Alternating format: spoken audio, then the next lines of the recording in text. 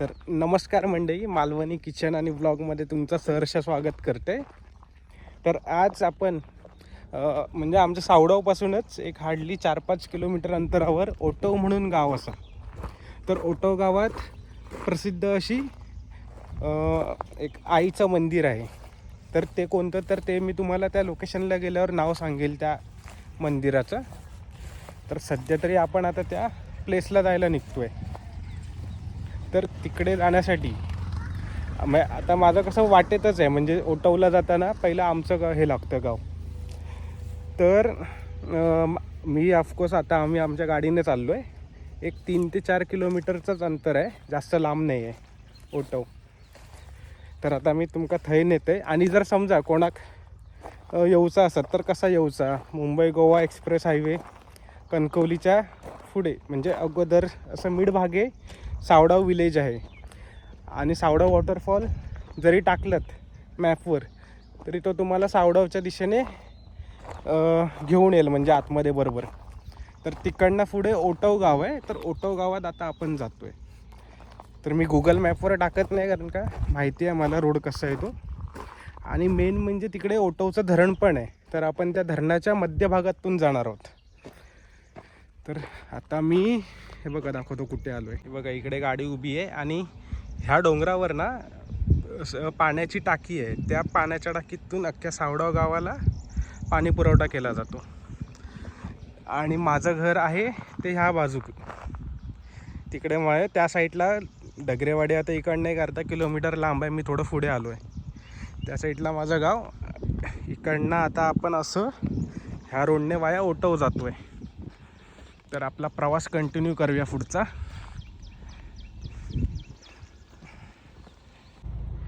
तर हा बघा, हा जो रोड गेला आहे ना तो जातो मंदिराकडे.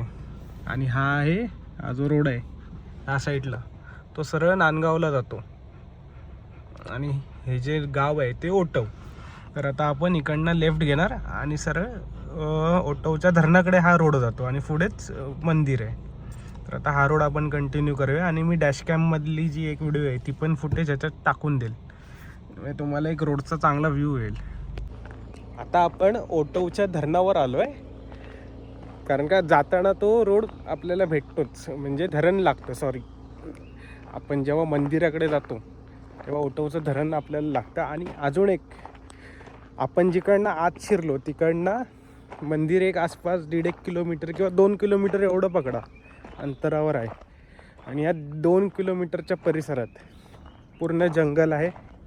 आणि त्याच्यात फक्त एकच काय बोलतात एकच घर आहे. बाकी इकडे जास्त लोकवस्ती नाही आहे, फक्त एकच घर आहे. आणि त्याची पण गोष्ट अशी आहे, दाखवतो मी तुम्हाला घर आणि तलाव पण दाखवतो. बघा इकडे ते घर आहे आणि हे तलाव आहे.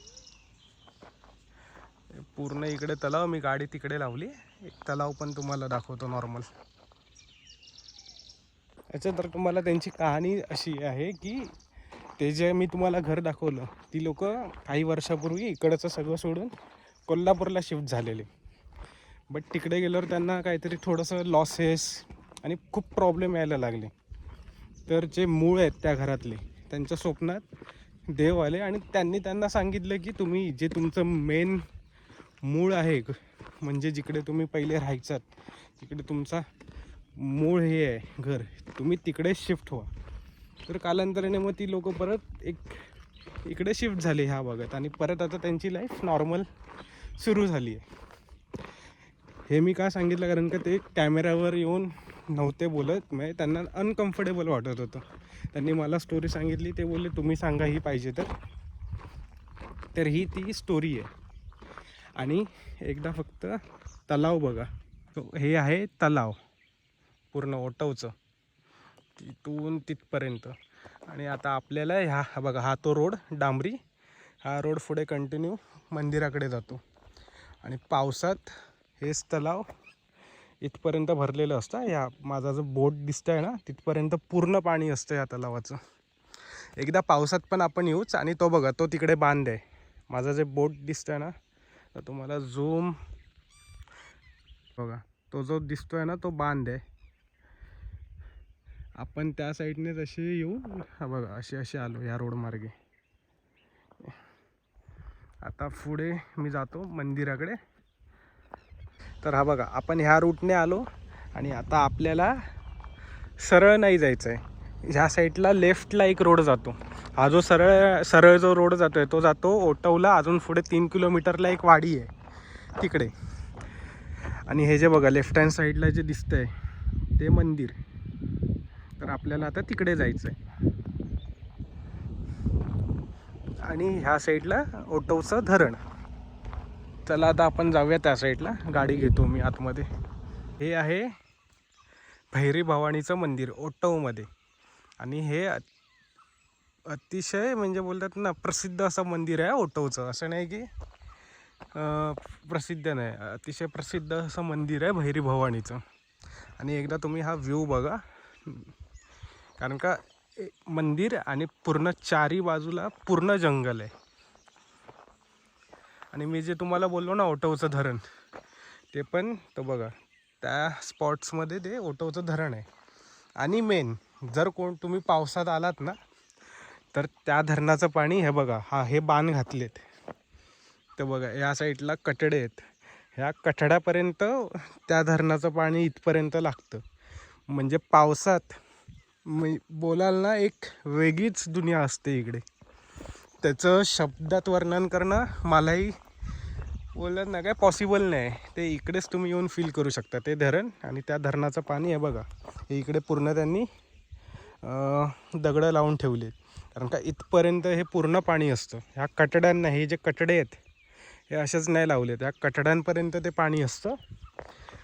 आणि खालून पण हे बघा ही मोरी आहे सोबत. ह्या साईडला पण ते पाणी असतं. आणि ह्या साईडलाच एक विहीर आहे, पण दाखवतो मी पुढे तुम्हाला नेऊन. हे बघा आता मी उतरत नाही, उतरायला जागा नाही आहे चांगली अशी. इकडे बावडी आहे, उतरायला गेलो समजलं मीच जाईल त्या बावडीत. आणि खोल आहे ती, डीप आहे हे पण सांगतो. आणि आपण बघा ह्या रोड, हा जो आहे ह्या रोडने असे आलो. हा रोड पुढे जातो ओटवच्या वाडीत. पुढे एक वाडी आहे एक 50-1 घरांची तिकडे. आणि ह्या रोडने म्हणजे हा आतमध्ये येतो लेफ्ट साईडला लावलात की मंदिर. आणि हे मंदिर त्या रोडवरनं दिसतं. तर मेन पॉईंट ओटवचं धरण. ओटवच्या धरणावरून रोड जो जाईल मेन, तोच पुढे कंटिन्यू करायचा. आणि लेफ्ट साईडलाच पुढे आलात की हे मंदिर आहे भैरी भवानीचं. तर आता आपण भैरी भवानीच्या दर्शनाला जाऊया. आणि मी एकदा तुम्हाला नक्की गणपतीला जेव्हा मी येईल तेव्हा मी नक्की तुम्हाला हे मंदिर पावसात कसं असतं पूर्ण हिरवंगार. म्हणजे हे पूर्ण आता जरी ठीक आहे तुम्हाला एवढं नसेल दिसत, बट पावसात बोलतात ना अतिशय वाकण्या हे आहे ते. म्हणजे बोलू पण नाही शकत मी, फक्त मी तुम्हाला दाखवेल येऊन. आणि तेव्हा तुम्ही तो फील घ्या. आता मंदिराकडे जाऊया, आईचं दर्शन करूया. काय फक्त माहिती की कधी बांधले आणि काय ह्याची प्रथा बिता आहेत मंदिराची. स्वयंभू मंदिर आमचं भैरी भवानीचं ओटव गावामधलं. हे मूळ स्थान आमचं. 1962 साली जे काय गाभाऱ्याचं काम झालं त्याचे लेखी तिकडे लिहिलेलं आहे गाभाऱ्याच्या इथे. पण हे छत्रपती शिवाजी महाराजांच्या काळात आम्हाला गावकऱ्यांना जे काय वेतन होते पाहुण्यादेवी पूजण्याच्या याच्यामध्ये, असं एक ताम्रपत्र आमच्या चुलत्यांकडे आहे. आणि हे आमची पिढ्यानपिढ्या इथं आमच्या आजोबापर्यंत आम्ही ऐकलेलं, आजोबांपर्यंत 4-5 पिढ्या मी इथं बघितले. त्याच्या आधीही आहे. आता 1962 सालचं गाभाऱ्याचं बांधकाम 1984 साली लादीचं बांधकाम केलेलं आहे. हे सगळ्यात जुनं मंदिर आहे. आता हे जरा धरणामुळे आता रस्ता झालेला नाही, तर हे जंगलामध्येच आहे पूर्णपणे. 4 किलोमीटर खाली कोणाची घरं नाही, वर 4 किलोमीटर कोणाचं घर नाही. हे पूर्णपणे जंगलातच आहे. इथं लाईटीचा काही एक संबंध नाही, लाईट इथं राहतच नाही. दुसरी गोष्ट म्हणजे हे जे का पाषाण आहे, या पाषाणाच्या खालला जे का पाणी वाहते तीर्थ म्हणून आम्ही ते इकडे पियाला येतो. आणि वर्षाचे 12 महिने त्या पाषाणात पाण्याच्या जे काय येते पाणी, तर वर्षाचे 12 महिने या कुंडामध्ये असते. कितीही भाविक आले, जेवले, अजून काय ते भांडी बिंडी आंघोळ बिंघोळ जरी केली तरी ते पाणी कमी होत नाही. आणि या स्वयंभूच्या कृपेने आम्हाला भैरी भवानीची मूर्ती सापडली आहे. ही दीपमाळ आहे, दीपमाळीच्या मागे ही पंचधातूची मूर्ती 1992 साली ती काढली गेली आणि त्याच्यावर फक्त गावकऱ्यांचा अधिकार, समस्त गावकर परिवार, बाकी याच्यात 12-5 किंवा कोणाचाही अधिकार नसल्यामुळे ते आम्ही आमच्या खालच्या मंदिर स्थापन केलं तिकडे ठेवलेली आहे. आज स्वयंभू श्री भैरी भवानीचं हे मुख्य स्थान आहे आणि ती आमच्या गावकऱ्यांचा अधिकार असल्यामुळे ती भवानी तिकडे नाही. पंचधातूची मूर्ती आहे, गावामध्ये आहे ती. आणि हे आमचे बाकीचे खामकाटे आहेत, आमचे मानकरी आहेत, सोनार आहेत, देसाई आहेत, गावडे आहेत, तेली आहेत, असे 5 मानकरी आहेत. आणि काय आणि ते कुंडात बोलतात कुंकेश्वरनं ते ती रेती. कुंडामध्ये जर तुम्ही बघितलं ना, जे तिच्या पाशाना घालला जे पाणी येते ते पाणी त्या 2 कुंडामध्ये ते वाहत नाही. हा. फक्त ह्या कुंडात ना त्या कुंडात, या 2च कुंडात जाणार, त्याच्यानंतर ते वाहत नाही राहणार. आणि त्याच्यामध्ये जी का वाळू येते ही वाळू तुम्हाला या 2 कुंडाशिवाय कुठेही भेटणार नाही. हे आता आमचं पूर्ण धरणाचं गाव झालं आहे, धरण खोदकाम झालेलं आहे, पण तुम्ही बागी कुठेही शोधलं तर तुम्हाला एकही वाळूचा कण भेटणार नाही. पण ह्या 2 कुंडामध्ये जशी वाळू काढणार तशी ती परत वाढत राहते, प्रत्येक वर्षी ती वाढत राहणार. आत्ताही तुम्ही त्याची शूटिंग घेऊ शकता, बघू. होय तेच म्हणून. चालेल ठीक आहे, थँक्यू. आतमध्ये दाखवू शकतो ना? हा, आतमध्ये दाखवा, फक्त गाभाऱ्यावरती हां चालू नका. ते गाभाऱ्याचं सिमेंटचं बांधकाम 1962 साली झालं आहे. हे बघा इथे असं लिहून ठेवलेलं आहे 28/2/1962. हे बघा तसं त्या गाभाऱ्यावरती जिथं ते हे ठेवलेलं आहे ना तांब्या, तिकडे बाजूला पण लिहिलेलं आहे.